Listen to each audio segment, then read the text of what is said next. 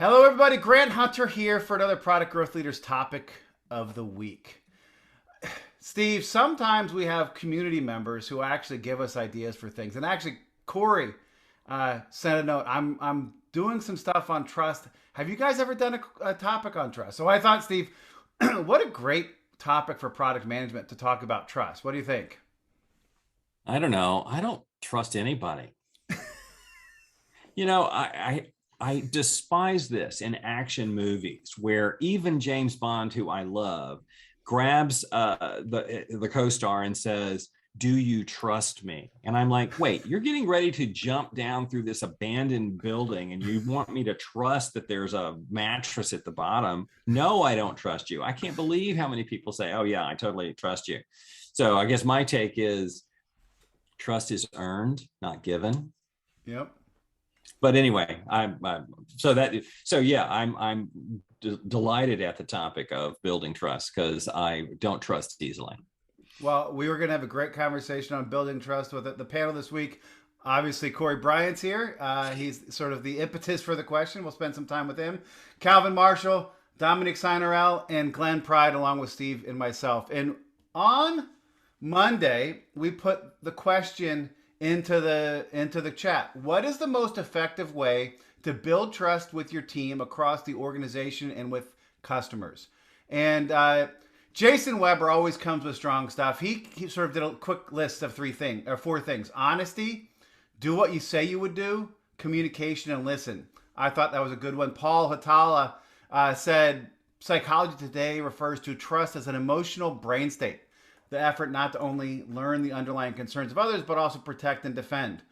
Our panelists, the first answer we had came in was from Dominic, talking about trust being a key element of product management. Instead of me reading your words, Dominic, I'm going to give you a chance to talk to me about why you think trust is a key element of product management success, and what's the most effective way to build it. Yeah, I mean, to me, it all goes back to listening, right, and building relationships. And I think this creates this credibility that we all need, and it's all based on kind of data-driven activities. So if you don't deliver, I mean, at the end of the day, you're not going to get the trust, right? So it's all about credibility, and I would add too, it's being very transparent and humble. If you don't know the answer, be transparent with your team and, gather data from subject matter experts. And, that's how you are kind of, building that trust. And I think, what else did I add? Yeah, being vulnerable, right? I mean, that's how this soft aspect, right? It's, I think that's where you build this this trust and caring about people, et cetera, et cetera, et cetera. I think the vulnerability thing is key, because maybe it's because I've read enough Brene Brown that she's gotten me really thinking about vulnerability. But if we show ourselves as vulnerable, it enables somebody else to be vulnerable as well, and I think that helps build it. But you mentioned something that to me is one of the tricks that I teach people all the time when I was a manager, but even to this day. If you don't know the answer, say, you know what, that's a great question. Let me. I don't know the answer. Let me go figure that out. Too often people just make stuff up, and there's a different S word probably that they make shit up, and that when that stuff doesn't come true, it loses vulnerability. And so product managers, when you're out talking to people, that's a great time. Whether it's a developer, and often it's with developer, what does the market think about this, or what do they value about this? If you don't know, don't make it up. Go out back and talk. And just the vulnerability of saying I don't know is a great, awesome take. I appreciate, Dominic, your take for that. Cory, now obviously this is your question, but you came back with like a joy type answer. You had like a sentence or two. Deliver results, show character and competence, share your intent. Yes, you read Speed of Trust. Yeah, when I was struggling with, I get wrapped around words sometimes, and trust was one of those words I kept getting wrapped around, and I wanted to learn more about it, not just the word, the origins, all the things. So that book was recommended to me. I read it. I really liked it. It's not a product book. It's not a agile book. It's not any of those types of books. But the thing that he said in that book was deliver results, whatever result it is. If I can trust you to deliver that result, then I'm going to trust you. And that character and competence are the two elements of trust. Do I trust your ability to do something? My wife doesn't trust my ability to do the laundry, which is good, because I'm not competent at it. And it's true, I think, of most things is if you trust the character and competence of somebody and they can deliver results, whatever result you're looking for, then you start to build their trust. There's an issue with the build trust versus give trust that Steve mentioned, which I think is an interesting dynamic to go down. But there was one thing that May said in the comments that I want to pull out too, which is she talked about establishing human relationships with somebody. And my first reaction to that was there's a difference between I like you and I trust you. I don't have to like you in order to trust you. So I wanted to separate those two things out. Yes, I think having a meal with somebody is great and getting to know somebody and to like them. I can like somebody. I have lots of people that I like and I don't trust. And you have many people you trust who don't like? Do I have people I Yeah. trust and don't like? Yeah. Yeah, I have both. I have Yeah. people I trust but don't like, and I have people I like that I don't trust. Seems like there's a 4-blocker in there, right? Yeah, there probably is. Well, I mean, there's a 4-blocker in everything, but yeah. The But other I have thing- a friend who calls me once in a while and he's like, "Can you believe what's happening?" And I'm like, "Wait, did you get that from a certain news organization?" And he goes, "Well, of course I did, because they're the only fear mongers, on television." And I'm like, I don't want to hear it. I do not trust that source of input. And sometimes he won't tell me who it is, so I'll search for the topic he's on, and it's on that website. So it's clearly, he's getting it from the hate mongers. Yeah. But I still like the guy. I just don't trust him. Okay, I can get that. Corey, you were going to make. But I interrupted Corey. Go ahead. No, there was one other thing, which is trust is specific to an action, right? I don't trust people for everything that they could possibly do. I trust them to do certain things, or I don't trust them to do certain things, and certain things I do. So it's not a blanket trust. Well, but it's to your point from the book Speed of Trust, Stephen A. Covey, show character incompetence, and it's the competence you. There are people you trust them for one thing and not for another because they don't have the competence to do that. They may have the character to try to do right by you, but if they don't have the competence to do it right, it doesn't matter. I'm actually going to go back to this friends with trust and sort of do a, I think we know where Corey and Steve stand. Calvin, can you be friends with somebody you don't trust? Can you trust somebody who you're not friends with? I can be friends with somebody I don't trust, but I'm struggling with trusting with an example of someone that I trust, but I'm not friends with. Okay. Glenn. Oh, me? Yeah. No, the trust has to be there. Yeah, I tend to be in that place where I almost, as I'm talking through my head on this, I almost think I need both of them there, right? I can have a good time with somebody who I'm not friends with, right? I guess it depends on what you define friends, right? I can go to a party and enjoy talking with somebody, but if I don't trust them, wouldn't probably invite them to my house for a party, if that makes sense. So I think I'm probably more exclusive on who that friends are. For me, friend and trust are probably more aligned than I don't know. It's an interesting way to think about it. The other thing I wanted to go back to is you talked about Stephen A. Covey's book. When I was going through this, I started thinking about, most effective ways is to follow the 7 habits of highly effective people, right? Be proactive, start with the end in mind, build a win-win situation. And it seems to me, while Speed of Trust and 7 Habits neither of them are product management books, both of them are product management books. In a way. To me, professionally, trust comes from two things. One is you're confident, and the second part is you're competent. Confidence and competence. Yeah. And on an interpersonal level, like if I'm trying to create trust, I forget who the gentleman is. I try to practice having 5 really nice what am I talking about? I don't know. Interactions with someone before I feel like I can give them a criticism that or feedback.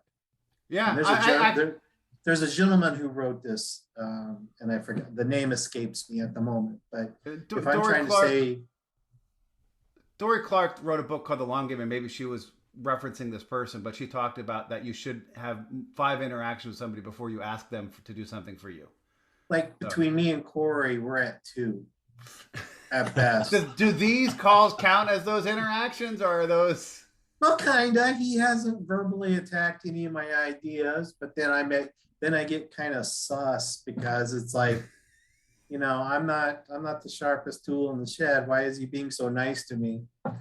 And so to your point, I will say that in a business environment, I know we're really talking about a business environment, there are people I trust who may not be my friends, but because of their competence. But I'm picking on you, Cory. I'm used to it. We do that. Yeah, I am reminded of a guy I used to say I would love. I don't like working with him, but I wish he was my neighbor.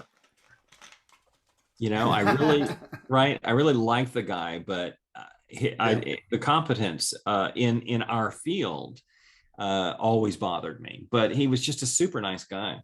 Or but, going back to the original question, how do you build trust? I'm reminded of, I think it was my first product management job. I went into the team and I said, I really want to do well here. How can I contribute? And they were apparently taken aback by that because the last product manager had come in and said, you guys suck. I've prioritized 3 years of work for you, get started on it. And it was just all one-way dumping. And for me to come in and say, how can I be a member of this team? And I may have even told the story before. I was really taken by what they felt I could contribute, which was the ones I knew how to do. They were like, we want to know about market problems. We want to know about business priorities. And we're kind of curious. I mean, we love this product. We're curious about recent sales and recent marketing campaigns and, be the business leader that we need. And I was like, oh, shoot, I know how to do that. I don't know how to manage a development team. And, this is what I see a lot today in roles, that the product managers aren't being the business leader. They're being the development manager or the project manager. The number of VP product roles I see, which they want you to have experience leading developers, I'm like, those are 2 totally different competences. Mm-hmm. It doesn't make sense. But awesome. Calvin. Yeah, Gavin, just a lot of comments on what to piggyback on Steve's as well as to answer the original question. So I'm going to start with the original question, which is that Dominic had mentioned humility, and I wrote this down: humility and vulnerability. I did not answer the question because I hearted, as I often do, Grant, Jason's original response, because there's just a lot there. But as I'm listening, I thought, thinking about some things that I've done, humility and vulnerability that Dominic brought up, but I also thought about finding common ground, especially during those first interactions. And that's what I've tried to do, is find those areas where we have something in common and being able to just engage that way. And also being generous with others, with information, giving as opposed to just always trying to get. And then the last thing is, as product managers, we have a lot of different skill sets, but some of these are, you know, like when I'm dealing with some, I'm dealing with finance people, I'm dealing with pricing people, I'm dealing with developers, but I'm not an expert in how to code things. So it's really relying on them to share their knowledge. Yep. And trusting that they are experts in their area. And that way there's an opportunity, you know, for me, an opportunity to learn as opposed to just, you know, to give or to get, as opposed to, you know, really take in a negative way. And No, that's kind of how I build trust, is kind of that building the relationship. no, definitely. And you referenced Jason Vincelet's answer, which was my first thought is listen to them, all of them. Mhm. Isn't that what we're supposed to do, to be good at? And I, you know, it's the old, you got 2 ears and 1 mouth, right? For a reason, Yeah. use them in that proportion. But you know, that vulnerability, you know, I'm back to Cory's character and competence, and I think the vulnerability goes into the character, right? It's, and you know, often I can think about, you know, when you're doing an interview, you know, you go, or you're meeting somebody for an interview at their office when we were allowed to do that. It's like you look around their office for things of commonality, right? Oh, you like this musician. Oh, your son plays soccer. Oh, whatever. And part of it's you're trying to be vulnerable yourself, sharing something of yourself with them to try to get them to open up. But you need that competence as well. So it's just because somebody's nice and I like them doesn't mean I trust them to, you know, code a product or, you know, clean out my gutters, right? I want somebody who has some competence to do that. Cory, you said you had a story you wanted to share. Can I interject something real quick? Yes. I think you also, like Glenn said, I think you also have to have confidence, because if you're insecure, you may not be willing to be vulnerable or be humble. So that confidence, I think, could impact both. I think it could impact both of those. Your character, right? And if they're not confident, we don't believe in their competence as much as maybe we should. Yeah. Cory. So the reason that book kind of resonated with me so much is because it enabled me to stitch together a thread that I keep seeing repeatedly when I go to jobs, which is frequently I work in low trust organizations. So the company as a whole doesn't trust the teams, the workers, whatever, because they have these regimented project plans and these approvals and everything else. That's low trust to me. That's what that reads. And one of the things that I do when I come in is I'm introducing agile practices, I'm introducing product thinking, I'm introducing all these things, and they don't trust it because it's not what they know. So they fight me on the first time. The first time I deliver results to them in the form of a working product that improves some number or something they care about, they go, well, that's nice, but can you do it again? Because they don't trust me because I've only delivered results once. What happens is after I deliver results about the third time, then I start to gain some of their trust. At least that's the pattern that I've recognized over the like I said, the low trust organizations I've been in. And once they start to open up that, oh, this is possible, it is repeatable, and it is something that when he says they're going to do this, they actually do that. Then they start to believe it, and then they start to trust me, and then they start to do things with me, for me, and help me help them. So I've noticed that as a pattern, which is in low trust organizations, repeatedly delivering results is the best way that I found to build trust.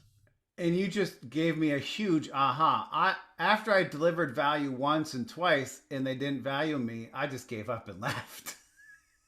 Right? And I didn't think about the fact that as a low trust organization, there was a product manager on Twitter who actually happens to be the same hometown as me. And she had said, just for once, I want to feel like my employer values me. My aspiration, my goal in my career is to have my employers value me. And I said, you know what? I used to have that similar aspiration until I delivered a ton of value to a company and they didn't, multiple times to multiple companies, and they didn't value me, right? And then I realized that what I cared more about was being valued by my peers and my customers, and actually more so valuing myself. And, you know, but to that point, in a low trust organization, it does take a little longer to build up that reality of the reality of competence and what you have it. So Cory just put it in the chat. Third time is when they stop questioning. Seventh time is when they start to believe it. And I haven't been through 7 cycles of stuff. And you're gonna say, You know Steve? what's interesting is executives and salespeople believe that one data point is a completed research study. And yet now we're saying, you know, everybody else, you know, has to do 3, 5, 7 proofs of concept before they can be believed. I just think it's ironic. Well, and which actually is an interesting question in this day's environment, where the average tenure of an employee in this day is now no longer the years or decades. It's now down to the, you know, year and a half to 18, I think, to 24 months is where the average, if not lower than that. Yeah, How I many read that people- this morning. 18 months. Right. So if it takes, you know, 3 months to deliver on something, because yes, a sprint is 2 weeks, but to get through a thing and to show what you need to do, if it takes a quarter, right, you're at 6 quarters is 18 months. And how many, you know, what does that mean for the future of trust in organizations? If in low trust organizations, nobody stays around long enough to sort of make that difference. I don't know. And Dominic, that's actually disturbing, because I remember my sales manager years ago saying, we're expecting 18 months out of you, you know, 6 months where you become competent, then 12 months where you make your number, and then we ruin your compensation plan and you go to another company, or you get recruited into another company. So I mean, their planning horizon was 18 months way back in the day. yeah, And it seems like it does take 6 months to figure out how things get done here. it does, and so it's going to be interesting moving forward. But it's the reality. I was the head of product at an executive networks for HR executives, Global 1000, and there was this whole shift to almost project based, a project based world versus a corporate world, right? And some of the experts on that were people who worked in the entertainment industry, because a movie is its own business, right? And they bring all the people together and talent to make the movie, and then it goes away. And maybe there's something to be learned from how that project-based work and, you know, impacts a world of flex workers and that type of stuff. Dominic, I wanted to get back to you because we started with you and we've gone a whole different paths, and see if before we move to the poll, you had any, you know, new insights or thoughts. I was just going to mention, you know, from Cory's comment, you know, about the 7th times is like the charm, right? If we don't get there, we miss a huge opportunity of the compounding effect of that trust, right? Because once you have the trust, it's exponential, right? The benefit you get out of it. And if we miss that, it's always, you know, the growth potential is just limited, right? I mean, it's just, and I think I like this, you know, results in a month. I mean, we need to deliver quicker, absolutely, and it's just the name of the game, right? And even though in companies where you know, we have very, very long cycle, and I see us as, you know, a system, you know, manufacturer, right? I can't even your cycle is ways. You can't do yours in a month. No, but we can bring value on a monthly base, right? Yeah. So, you know, you need to find the right stakeholders, internal or external, right? And deliver that on incremental basis in shorter time frame, so that you build that trust and you build benefits, right? So that's totally aligned there, Cory. Yeah. So it poses a question, and we won't spend too much time on it, but are there cultures out there that are more set up for success with trust than sort of American, Western Europe cultures, right? If you think of places where there is more, you know, I'm thinking of Scandinavian countries or something like that, where there is a more, you know, support each other, be there for each other. We're a whole, we're not individuals. I don't know. Just somebody to put. Any thoughts on that before I decide to move forward? I would turn it around a little bit differently, maybe not culture, but as we evolve, right? There's a whole change management, transformational activities that needs to be well managed, and this speed of business is just increasing, right? Because of what we need to deliver and the expectation of our customers, right? Yep. So the whole organization needs to go through that transformation, and change management is part of that activity that is absolutely critical to help change that mindset as well. I had a friend who had founded a product design shop. So they did, what they called product management, we would probably call design.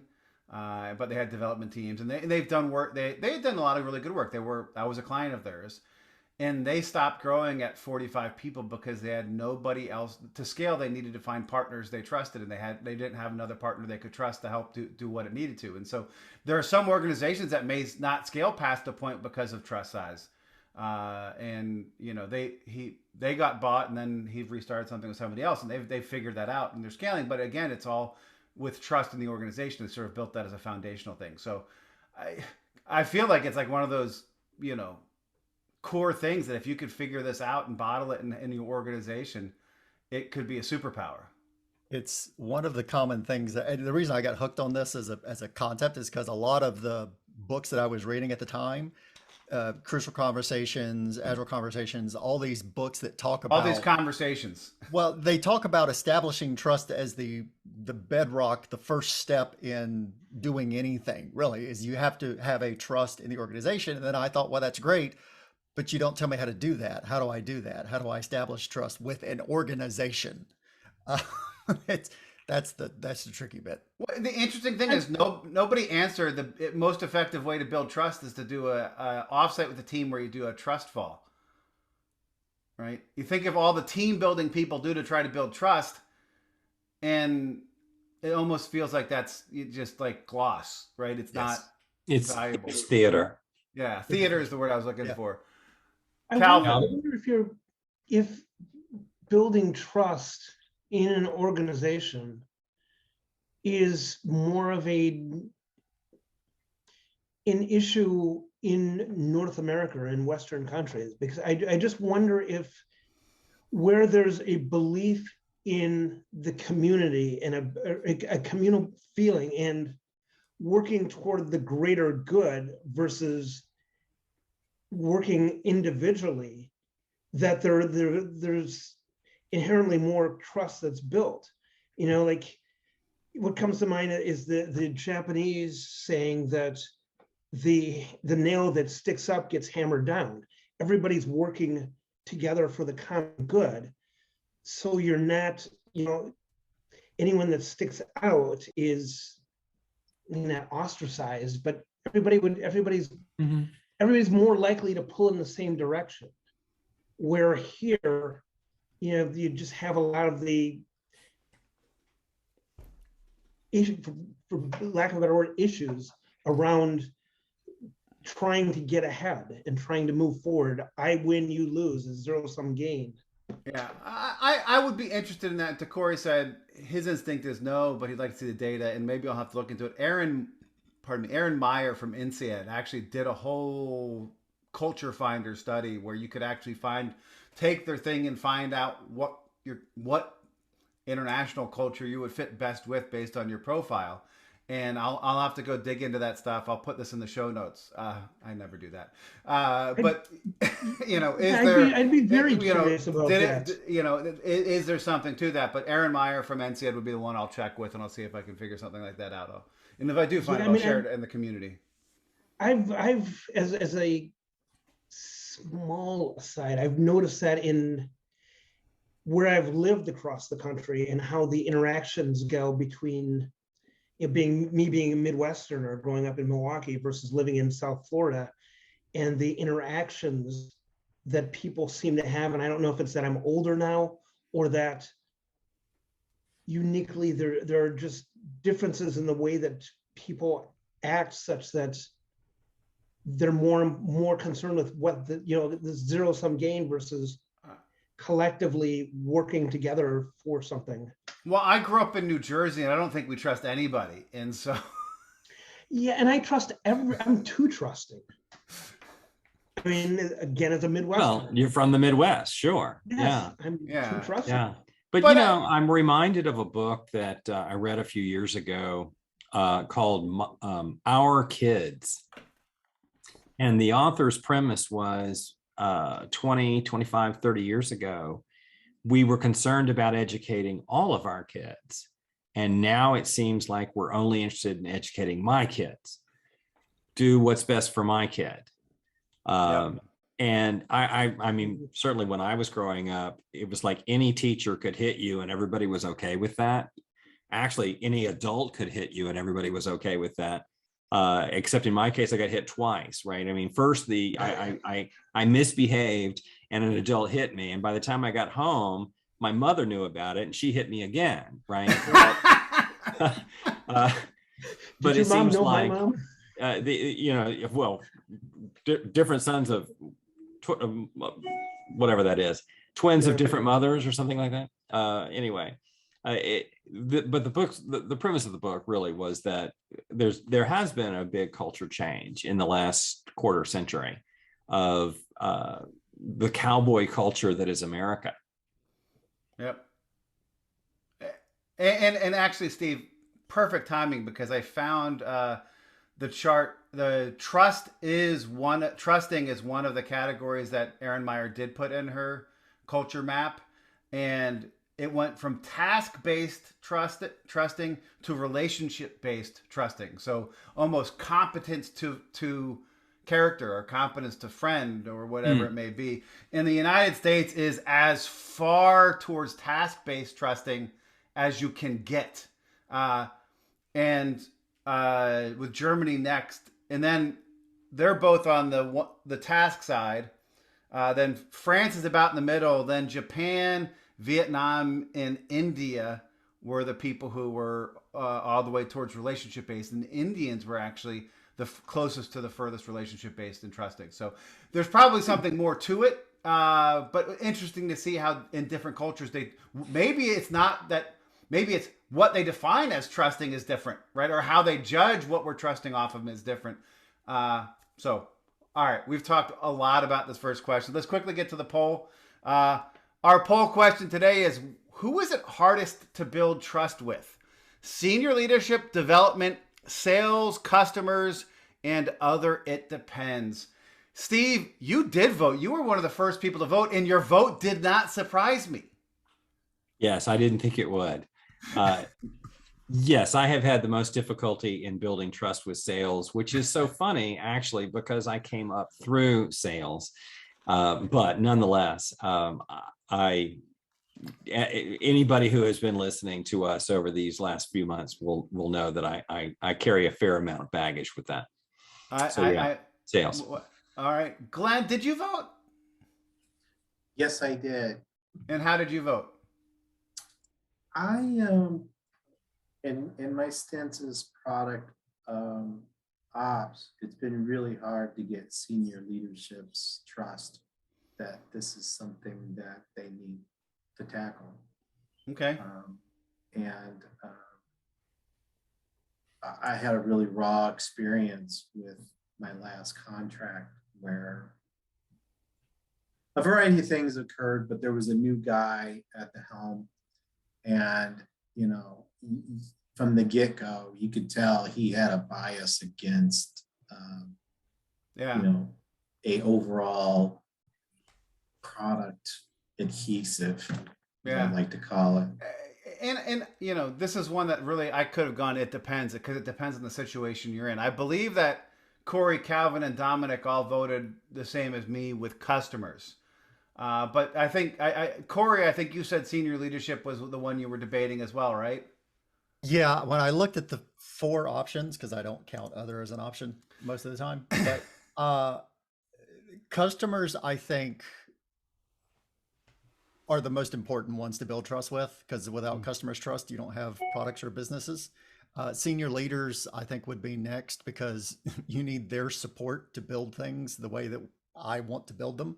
Yeah. Development, I think that's built every day in interactions. And sales, I don't know if it's possible to build trust, so I discounted that one completely.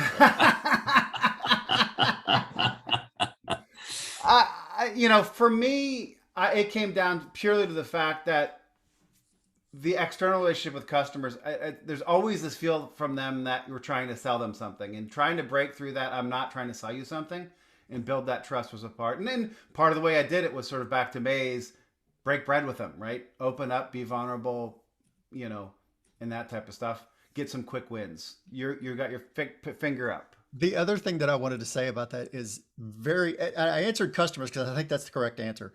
The problem with me answering that is very few times have I been in a product position where I was able to build trust with customers. That was always done by somebody else. By leadership, by customer success, sales, whatever. I didn't have a relationship with a customer or a group of customers to build other than the product that I'm producing that got filtered through. So I still think it's the most important, but very little time have I had a direct impact on that. Yeah. I was the destroyer of trust with customers. Well, I know I know your at least one of your sales forces, and they're the reason Steve had a hard time with trust, because they promised all these things. The stories that I had to debunk before I could have like a fruitful conversation about what things could happen was it was like, what is it, the 5 steps of grief? And I felt horrible, but I was being honest with them and straightforward, which, they didn't like what they heard, but they knew that I was there for them and I was going to get things done for them as best we could. But yeah, being like the contrarian guy to having to debunk a bunch of sales myths. That was a nice way of putting it. It really was. It's a bunch of salesmen, and it was just sad because I had to go all these layers of grief, and then they'd call up the sales guys. Sales guys come berate me. But it goes back to one of the sort of conversations we had in the beginning, which is like, and maybe I'm going to frame this differently. Can you trust somebody you don't respect? In this case, I didn't even know who they were. Yeah. So I walked in. I did, and I didn't try. I didn't respect them, so I'm not sure if I could have trusted them. Hey, we worked at sister companies, so. Yeah. Well, yeah. And my real baggage with sales, honestly, is I've worked with great salespeople. In my first job out of college, I was working with a brilliant sales team, and then everything since then has been a disaster by comparison. But I think you make a really good point about me earning trust with sales is really the opposite. It's like sales hasn't earned trust with me in many of the organizations I've been working with. And I will say, Cory makes a good point that trust was competing with their incentives. And I will say one of the guys that I worked with a few years ago always took umbrage at my sales rants and he's right. He's totally right, because they're doing exactly what their manager told them to do. Mm-hmm. Yeah. So my issue really isn't with sales people. It's with sales management. When sales management says, yes, this is a contract from outside of our customer base for a product we don't have, let's book it. The sales guy did what the sales guy was hired to do. But I do so admire, I worked for a president who came out of sales, and he said, we're going to focus on this particular market segment. And one of the sales guys said, but wait, I'm talking to a guy right now that's in a different market segment. And he said, well, go ahead and close it, but we won't pay commissions on it. So we suddenly didn't have any problems with people selling stuff we didn't have to market segments we didn't serve. That's one way to do it. And that, but at that point, is that senior leadership that's the problem, because senior leadership is enabling that could get me to change to a senior leadership. And that's why it depends on where you are. Yeah. Dominic, you talked about Jack Welch saying trust happens when leaders are transparent. And I actually worked under Jack Welch. Well, not directly under Jack Welch. There's a lot of layers in between me and Jack Welch. But, they built a culture, of data and using data to do it. Talk to me about what, you said customers, but, where's your head? It's not. Yeah, I mean, so I chose customers, and I didn't want to go into the other. So I think bottom line, customer pays my paycheck, right? So it's you need to build that trust with the customer, period. But where I was getting at with this quote, and I think it was comes from Winning, his book, right? Yep. It's all about this. To me, 360 degree, right? You need to build it all around you, right? It's not just with one function, one individual is, and once you have it, right? When you have that trust with a customer, that trust with that customer, he may not trust other individuals around you. So it's much bigger task to really earn that trust, right? So if you are the trust, the customer has trust in you as a product manager, but he doesn't trust the sales guy, are you even better off? I'm not sure, right? So you really need to help build that 360, overall trust. I mean, that was my point. And to that point, I'm thinking of Glenn's situation. If you have salespeople who are almost actively breaking down trust, right? They're impacting your ability to build trust with them. So it's, and that's where you need to have that transparency. I mean, I've said this on multiple calls, right? If we are very good at defining a clear, focused strategy and being transparent about that and enabling it, we can enable atomic decisions, pushing decisions down the market, and that builds an amazing level of trust. So I love it, Dominic. Thank you. Calvin, you voted for customers as well. Any 2 cents, or are you just going to heart us? I'm going to throw a wrench in this. A wrench? So I don't understand why there's a need to build trust with sales. I mean, most of how's that for? Let me tell you a story. You a story. See, I mean, in many cases, I ask salespeople for information, and I mean, they may give me some good information, some valuable information on what they're seeing in the market, but that doesn't necessarily require trust. Well, I need them to trust me to help open the door. Pardon me? I need them to trust me to help get me into customers to talk to for my discovery. I don't know that that's true, but all right. Okay. What Steve said.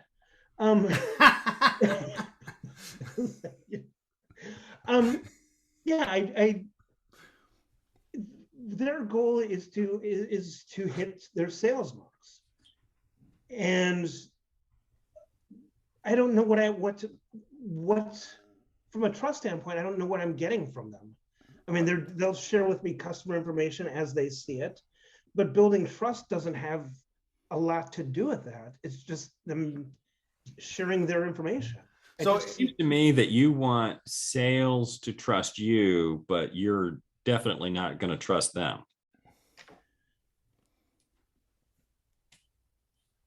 We need them to trust us that we're picking the right market segments and personas for the products and the right market problems to focus on, and that we're making decisions that are going to be best for the company and for them, right? Or we've got a mutiny. I mean, that's not necessarily just sales that's getting that. I mean, I tend to get more information right now from customer success, because they're hearing. Mm-hmm. They may or may not have have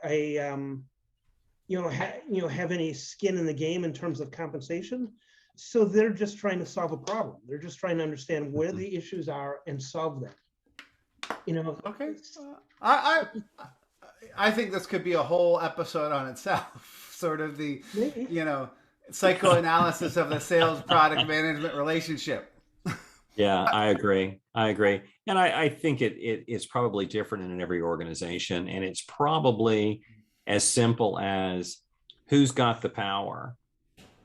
And in, a sales driven organization, they're very transactional, they're very short-term focused. And most product managers are thinking standard and longer term, not custom, and we can get it to you in 15 minutes.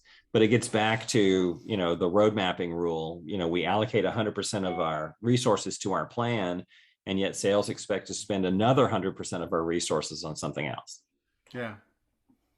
I get it. And the way the poll came up, it was customers were 31%, sales was 27%, development 13%, senior leadership 9%, and other, it depends, 18%. So interesting conversation as we do it. I'm going to go to one quick question before we go to our lightning round. And that is, what seemingly minor things have the largest impact on building or losing trust?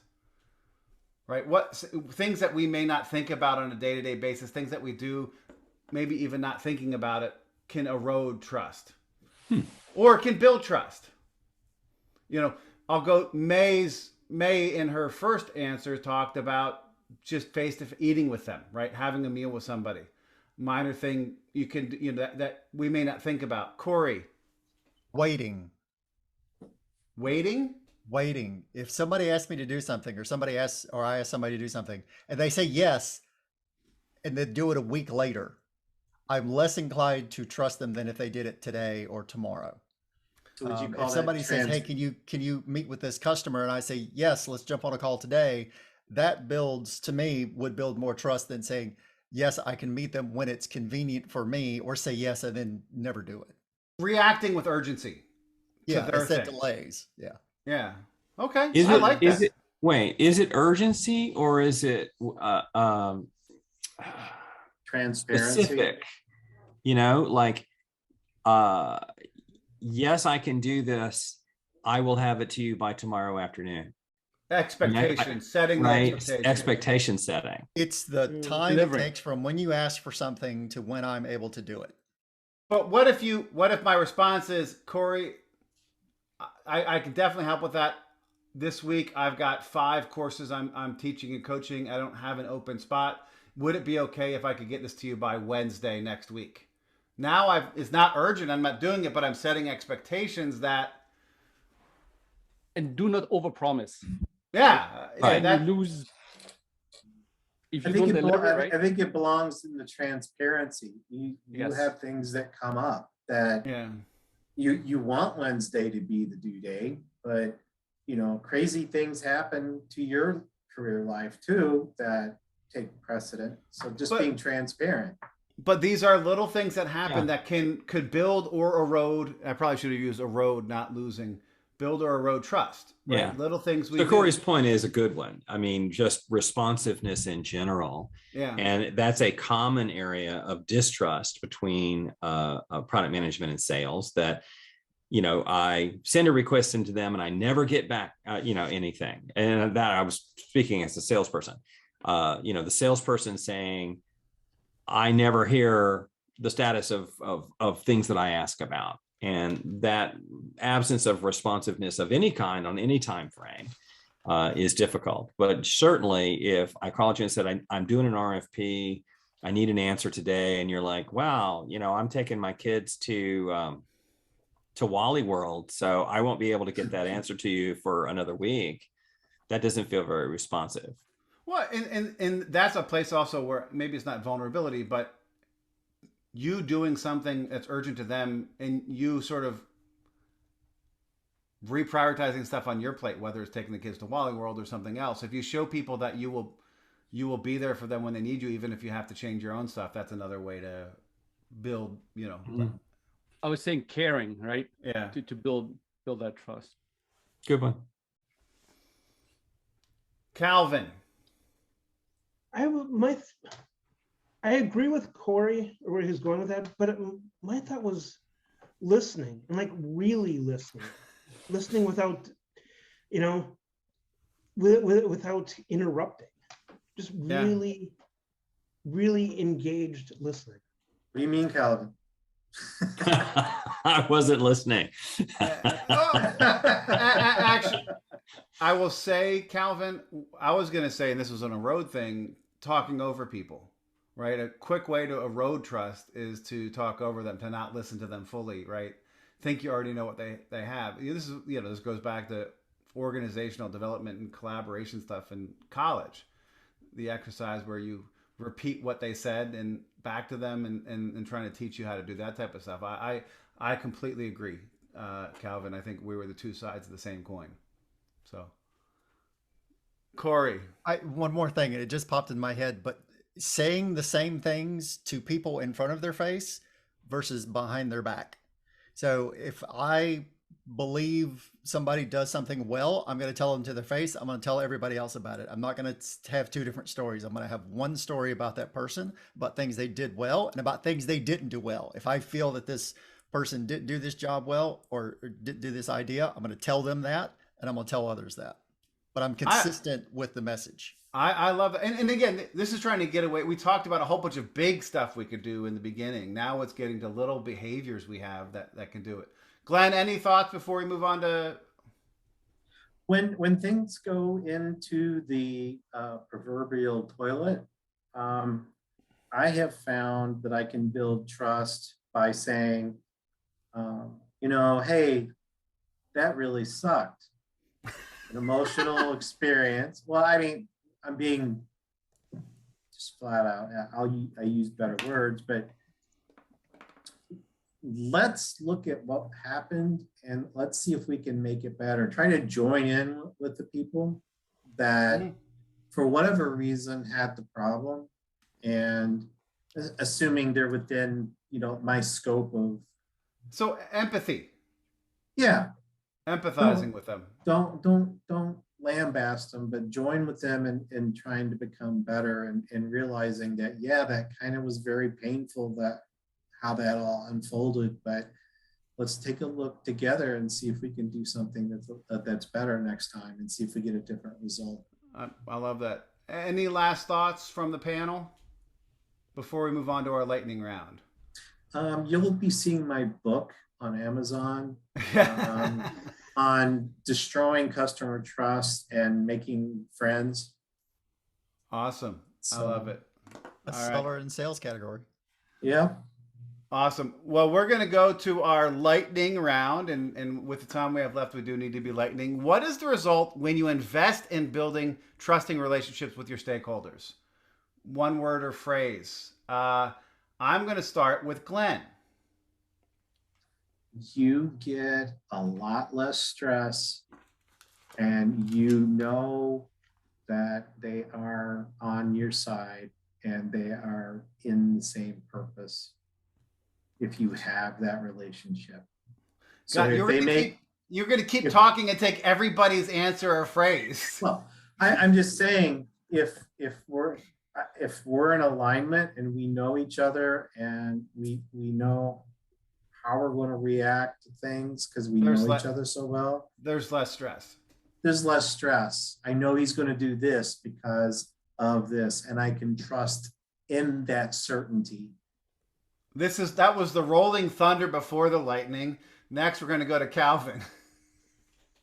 You gain an ally. When you build relationships with your stakeholders, you gain an ally. I love that.